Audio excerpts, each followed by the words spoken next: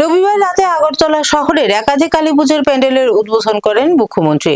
এই অনুষ্ঠান থেকে তিনি রাজ্যবাসীকে দীপাবলির শুভেচ্ছা জ্ঞাপন করেন। সোমবার থেকে আলোর উৎসব দীপাবলিতে মেতে উঠবেন রাজ্যের সকল অংশের মানুষ। শ্যামা পূজাকে কেন্দ্র করে ইতিমধ্যে আগরতলা সহ রাজ্যের বিভিন্ন স্থানে প্রাসাদ সম প্যান্ডেল তৈরি করেছেন পুজো উদ্যোক্তারা এবং দীপাবলির একদিন আগেই দর্শনার্থীদের জন্য প্যান্ডেল উন্মুক্ত করে দেওয়া হচ্ছে। রবিবার সন্ধ্যা রাতে রাজধানী এডিনগরের জনকল্যাণ সমিতি এবং অরবিন্দ সংঘ সহ একাধিক ক্লাবের পূজা মণ্ডপ উদ্বোধন করেছেন রাজ্যের মুখ্যমন্ত্রী প্রফেসর ডাক্তার মানিক সাহা। জনকল্যাণ সমিতির পূজা মণ্ডপ উদ্বোধনকালে মুখ্যমন্ত্রীর সঙ্গে ছিলেন স্থানীয় বিধায়িকা মীনা রানী সরকার সহ অন্যান্যরা। এই উদ্বোধনী অনুষ্ঠান থেকে রাজ্যবাসীকে দীপাবলির শুভেচ্ছা জানিয়েছেন মুখ্যমন্ত্রী।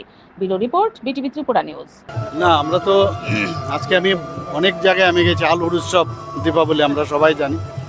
দুর্গাপূজার পরে আমরা যে উৎসবের জন্য আমরা বসে থাকি সেটা হচ্ছে মানে লক্ষ্মী পূজা গেল, লক্ষ্মী পূজার পরেই দীপাবলি। তো এটা আলোর উৎসব আমরা জানি, তার মানে যে ইতিহাস আমরা সবাই জানি। পৌরাণিক কাহিনীর মধ্যে সব কী কারণে আমরা করি এই বিষয়ে আমাদের সবার জানা।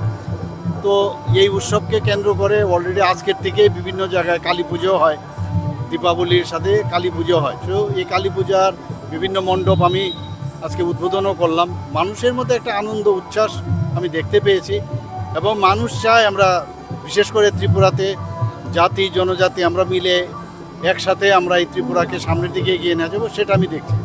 তো আজকের এই যে দীপাবলি আগামীকাল থেকে আমাদের শুরু হচ্ছে এবং আমাদের মাতা ত্রিপুরেশ্বরী মন্দিরেও তার কার্যক্রম রয়েছে, অন্যান্য জায়গায়ও আছে।